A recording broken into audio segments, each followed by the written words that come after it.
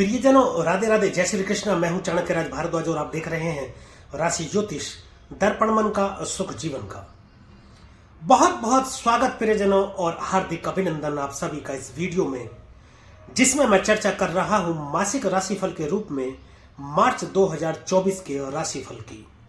1 मार्च से और 31 मार्च 2024 तक का समय कैसा रहेगा, यह बताने के लिए आज जिस राशि के विषय में हम चर्चा करेंगे प्रियजनों, वह है तुला राशि।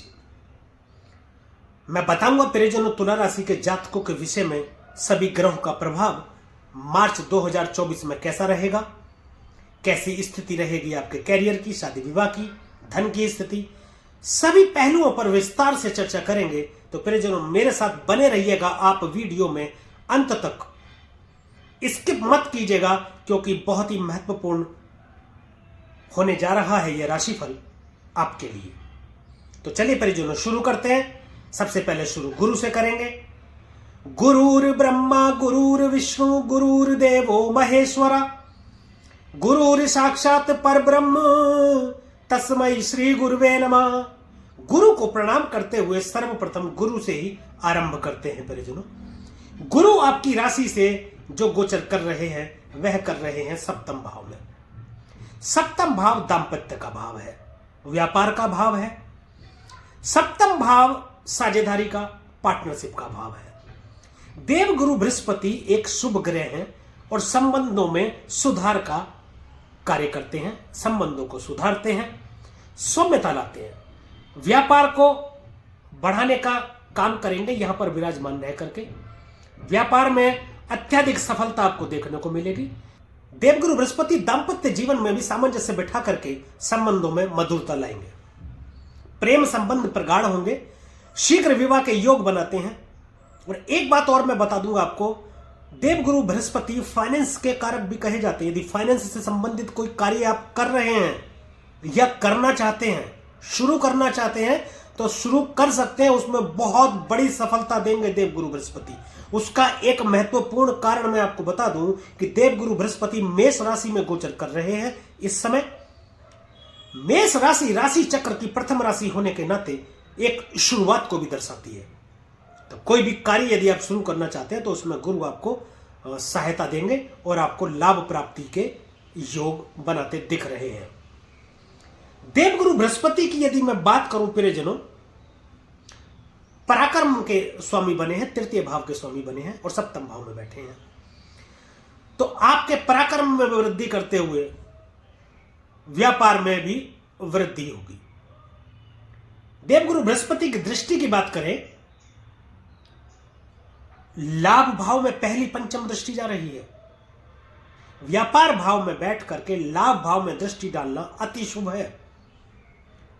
व्यापार में इतनी बढ़ोतरी कर देंगे, इतना बढ़ा देंगे व्यापार को, विदेशों से जोड़ करके व्यापार को बढ़ा देंगे कि लाभ प्राप्ति भी आपको अधिक होगी। 11वां भाव आमदनी का भाव है। वह आमदनी प्रियजनों जो आप अपनी मेहनत से कमाते हैं। धन का भाव दूसरा भाव है, परंतु दूसरा भाव वह भाव है जो धन आपको मिलता है। 11वां भाव वह भाव है जहां से आप कमाई करते हैं। अब कमाई की यदि बात करूं तो धन भी कमाया जाता है और समाज में मान प्रतिष्ठा भी कमाई जाती है। सामाजिक मान प्रतिष्ठा आपकी बढ़ेगी। कोई इच्छा पूर्ति भी आपकी हो सकती है। हो सकता है आपकी प्रेम विवाह की इच्छा हो, विदेश जाने की इच्छा हो, या किसी कार्य को संपन्न करने की इच्छा हो, व्यापार करने की इच्छा हो, कोई भी इच्छा हो, इच्छा पूर्ति आपकी करा सकते हैं देवगुरु बृहस्पति। बड़े बुजुर्गों का आशीर्वाद मिलेगा, बड़े बुजुर्गों से सहयोग भी आपको प्राप्त होगा। व्यापार में उच्च पदस्थ लोगों से आपकी भेंट होगी जो आपके व्यापार में लाभ का कारण बनेंगे और आपको लाभ प्राप्ति कराएंगे। सप्तम दृष्टि आपके लगन में जा रही है। लोगों में आपकी पहचान बनेगी, लोग आपका सम्मान करेंगे, लोग आपसे जुड़ेंगे, आप धार्मिक हो जाएंगे। देवगुरु बृहस्पति एक संत ग्रह है और देवगुरु बृहस्पति विस्तार करने के लिए जाने जाते हैं। आपके व्यक्तित्व का विस्तार करेंगे, बुद्धि विवेक को नियंत्रित करके आपको फोकस्ड करेंगे, जिससे आपके जो निर्णय होंगे वह सही साबित होंगे, और एक सही दिशा में जाकर के आप कार्यों को सिद्ध कर पाएंगे, सफल कर पाएंगे। नवम दृष्टि पराक्रम भाव में जाएगी, जहां पर इनकी खुद की राशि है। अपने ही घर को देखेंगे, पराक्रम में वृद्धि करेंगे, छोटे भाई बहनों से संबंधों में प्रगाढ़ता लाएंगे, सुधार करेंगे, कम संघर्षों में अधिक सफलता देंगे। फिल्म, टीवी, मीडिया इत्यादि से संबंधित कोई कार्य करना चाहते हैं या कर रहे हैं, उसमें सफलता देंगे। शुरुआत करना चाहते हैं तो कर सकते हैं, उसमें सफलता देंगे आपको। कम्युनिकेशन का भाव है तीसरा भाव। कम्युनिकेशन क्या? दो या दो से अधिक जब व्यक्ति आपस में बातचीत करें तो उसे कम्युनिकेशन कहते हैं। इसमें न्यूज एंकर भी आते हैं, मोटिवेशनल स्पीकर भी आते हैं। यानी कि जब आप बोले तो सामने वाला सुने और उसका उत्तर दे, सामने वाला बोले और आप सुने और आप उसका उत्तर करें, तो आपस में जब कम्युनिकेट होता है तो उसका भाव तीसरा भाव कहा जाता है, कम्युनिकेशन का भाव। गुरु के बाद शनि की बात करेंगे। शनि आपके पंचम भाव में विराजमान है। पंचम भाव देखिए राजनीति का भाव है। चतुर्थ भाव के स्वामी बने हैं शनिदेव और पंचम भाव में बैठे हैं स्वराशि के होकर के, अपनी ही राशि में बैठे हैं। राजनीति में बहुत बड़े पद की प्राप्ति करा सकते हैं आपको, इतने बड़े पद की प्राप्ति कि आपने कल्पना भी नहीं की हो। संतान के संबंध में भी सुखद समाचार मिलेंगे, परंतु प्रेम संबंधों में थोड़ी सी कड़वाहट की स्थिति हो सकती है, मतभेद हो सकते हैं, इससे आप ध्यान रखें थोड़ा। इसमें भी यदि आप अपना आचरण ठीक रखेंगे तो वह भी सही परिणाम देंगे शनिदेव। शेयर मार्केट से आपको लाभ की प्राप्ति करा सकते हैं शनिदेव, परंतु एक सलाह यहां पर आपको दी जाती है, जब तक शनिदेव पांचवें घर में पंचम भाव में गोचर कर रहे हैं, आप अपने नाम से मकान ना बनवाएं। यदि आप अपने नाम से मकान बनवाते हैं तो आपके पुत्र के लिए ये अत्यंत हानिकारक रहेगा। यदि मकान आपको बनवाना ही है या बनवाना ही पड़े तो अपने पुत्र के ही नाम से उसके ही हाथों मकान बनवाएं, तो आपके लिए लाभकारी रहेगा, अन्यथा आपके लिए ये अच्छा नहीं रहेगा। तीसरी दृष्टि सप्तम भाव में है शनिदेव की। दांपत्य में मतभेद की स्थिति, कड़वाहट, मनमुटाव तो जरूर होगा, परंतु देवगुरु बृहस्पति बैठे हैं ना, वो हाथों हाथ हीलिंग का कार्य कर रहे हैं, बहुत बड़े उपचारक हैं। संबंधों में सुधार के कारक ही देवगुरु बृहस्पति कहे जाते हैं। देखिए शनि देव अपना प्रभाव तो देंगे जरूर, सभी ग्रह अपना प्रभाव देते हैं, परंतु देवगुरु बृहस्पति बैठे हैं तो वो भी तो अपना प्रभाव दे रहे हैं। दांपत्य जीवन में थोड़ी कड़वाहट, मतभेद की स्थिति आएगी जरूर, परंतु पलक झपकने भर के लिए देवगुरु बृहस्पति हाथों हाथ उसको ठीक करने का कार्य करेंगे। सप्तम दृष्टि जो जाएगी शनि की, वह जाएगी आपके लाभ भाव में। लाभ भाव में भी शनि और गुरु की संयुक्त दृष्टि है, तो वहां भी लाभ प्राप्ति के अनेक रास्ते आपके लिए खोलेंगे। बड़े बुजुर्गों का सहयोग आपको मिलेगा, ताऊ ताई इनका सहयोग आपको प्राप्त होगा, समाज में मान प्रतिष्ठा आपकी बढ़ेगी। दसम दृष्टि धन भाव में जा रही है, वाणी का भाव है। वाणी पर थोड़ा नियंत्रण रखने की जरूरत है। वाणी में दोष उत्पन्न के चलते कुटुंब से दूरी बन सकती है, कुटुंब से संबंध खराब हो सकते हैं आपके। पैतृक संपत्ति मिलने में कोई समस्या आ सकती है, यदि किसी विवादों में फंसी हुई है तो उसमें कोई अड़चन पैदा हो सकती है। शनि के बाद बात आएगी अब राहु की प्रियजनों, जो कि छठे भाव में स्थित है। छठे भाव का राहु बहुत अच्छा है, बहुत बड़े धन लाभ की प्राप्ति के लिए जाना जाता है। छठे घर का राहु अचानक से बहुत बड़े धन की प्राप्ति करा देता है, अचानक से आपको अर्श से और फर्श पर ले आता है, परंतु अचानक से ही फर्श से अर्श पर भी ले जाता है राहु। यानी कि कभी कभी आपको ऐसा लगेगा कि आपके पास कुछ भी नहीं है, सारे काम बिगड़ चुके हैं, आप खाली हो चुके हैं, बिल्कुल आपको नुकसान हो गया है, बिल्कुल यानी जो कुछ था आपके पास वो सब कुछ चला गया है, कुछ बचा नहीं है। फिर भी राहु अचानक से ऐसी स्थिति पैदा करते हैं कि बहुत बड़े धन की प्राप्ति और बहुत बड़ा धनवान राहु आपको बना देते हैं। शत्रुहंता योग बनाते हैं छठे घर में राहु बैठ करके।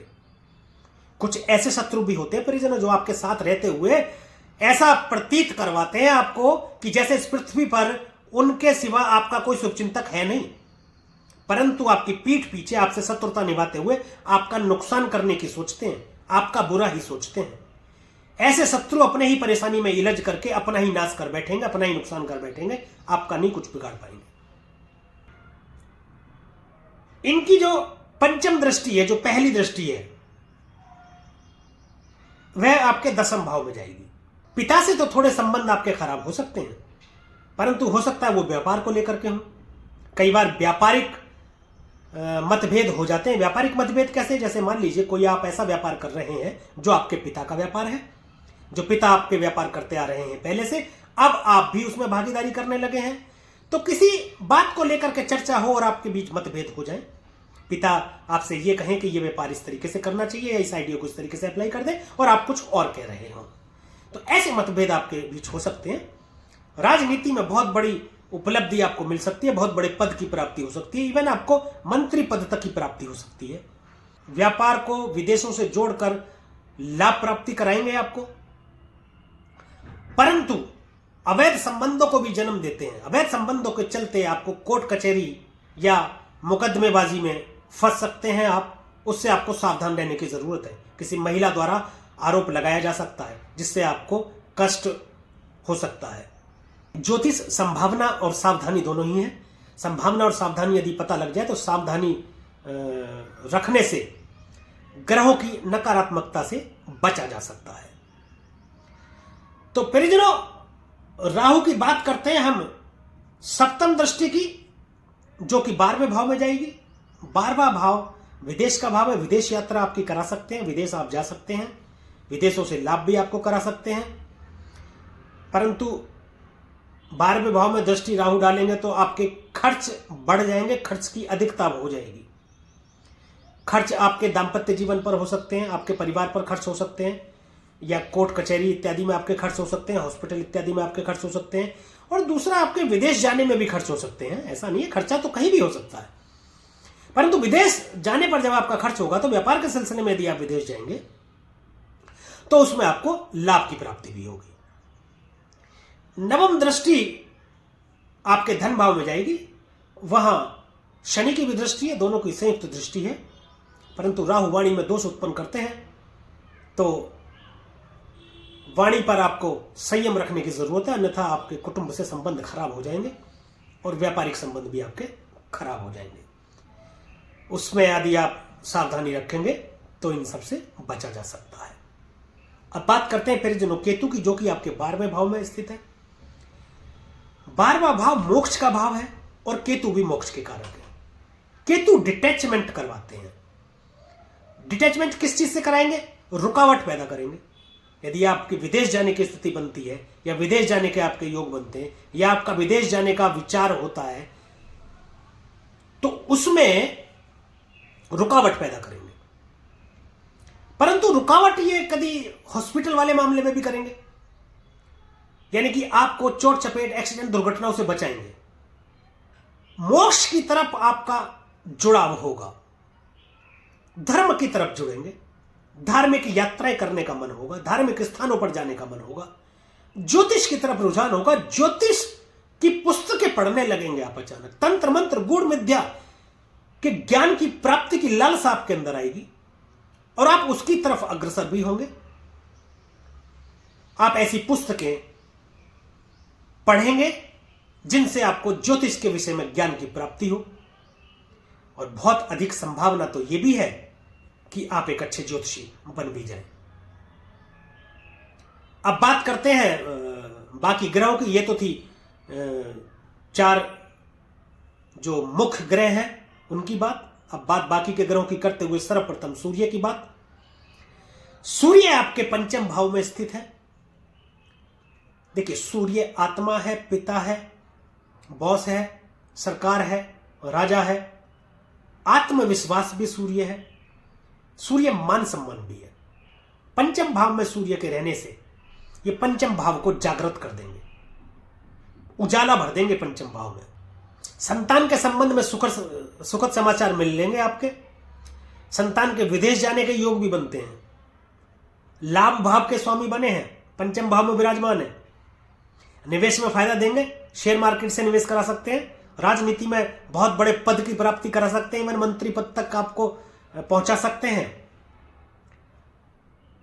प्रेम संबंधों में प्रगाढ़ता आएगी, मधुर संबंध होंगे। थोड़ा हेल्थ इशू हो सकता है पेट को लेकर के, उसमें आपको सावधान रहने की जरूरत है। 14 मार्च तक यहां पर विराजमान रहेंगे।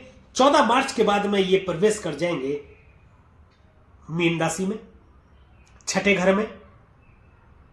तब भी थोड़ा सावधान रहने की जरूरत है, क्योंकि छठे घर में सूर्य बैठेंगे, लाभ के स्वामी बनेंगे, तो लाभ अधिक संघर्षों के बाद मिलेगा आपको। कोई रोग पुराना उभर सकता है, सरकारी कामों में रुकावट आ सकती है। हालांकि 12वें भाव में दृष्टि डालेंगे तो विदेश यात्रा आपको कराएंगे, व्यापार में लाभ की स्थिति पैदा करेंगे, परंतु सरकारी कामों में कुछ रुकावट आपकी आ सकती है, या बॉस से अनबन आपकी रह सकती है। जो आपका उच्च अधिकारी है उससे थोड़ी खटपट या मतभेद की स्थिति, मनमुटाव की स्थिति हो रह सकती है। सूर्य के बाद मंगल की बात करें, मंगल आपके उच्च के होकर चतुर्थ भाव में बैठे हैं। संपूर्ण सुख का भाव है चतुर्थ भाव। सप्तम के स्वामी बने हैं, धन भाव के स्वामी बने हैं। धन भाव का स्वामी चतुर्थ में बैठा है तो संपूर्ण सुखों की प्राप्ति करा देगा, परंतु माता के स्वास्थ्य में परेशानी देगा। भूमि, भवन, वाहन की प्राप्ति करा देगा। प्रॉपर्टी आदि आप खरीद सकते हैं। व्यापार में लाभ देगा। दांपत्य जीवन में थोड़ी सी कड़वाहट, मतभेद की स्थिति हो सकती है। वाणी में दोष उत्पन्न हो सकता है, उसमें सावधान रहने की आपको जरूरत है, वरना तो मंगल उच्च के हैं, अच्छा फल प्रदान आपको करेंगे। 15 मार्च तक मंगल यहां पर रहने वाले हैं। 15 मार्च के बाद में मंगल आ जाएंगे आपके पंचम भाव में, तो पंचम भाव में भी आपको सावधानी बरतने की जरूरत है। संतान पक्ष से आपको थोड़ा संबंध सुधार कर रखने पड़ेंगे। निवेश में तो फायदा देंगे ही आपको, परंतु राजनीति से कुछ अप्रिय समाचार आपको मिल सकते हैं 15 मार्च के बाद में, यह सावधानी आप रखें। मंगल के बाद में बुध की बात करेंगे।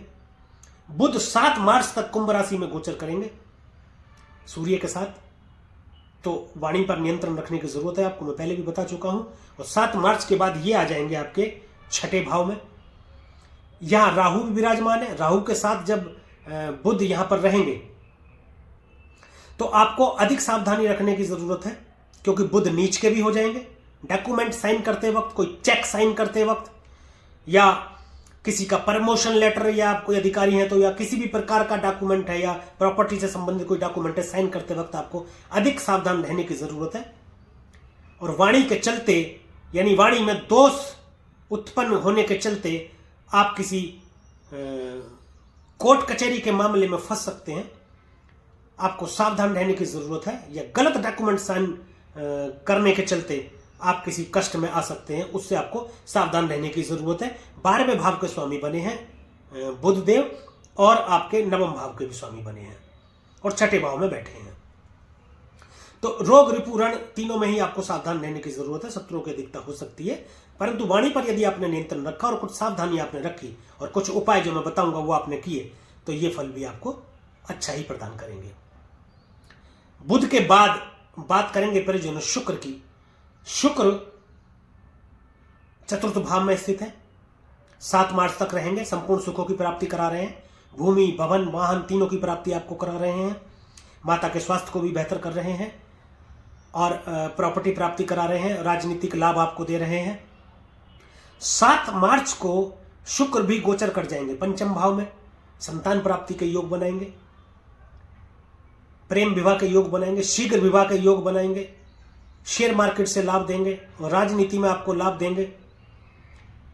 हर तरीके से आपको लाभ की प्राप्ति कराएंगे शुक्रदेव पंचम भाव में आने के बाद में। तो परिजनों, ये था मार्च 2024 का राशिफल तुला राशि के जातकों के लिए। अब बात कुछ उपायों की। आपकी राशि के स्वामी बनते हैं परिजनों शुक्रदेव।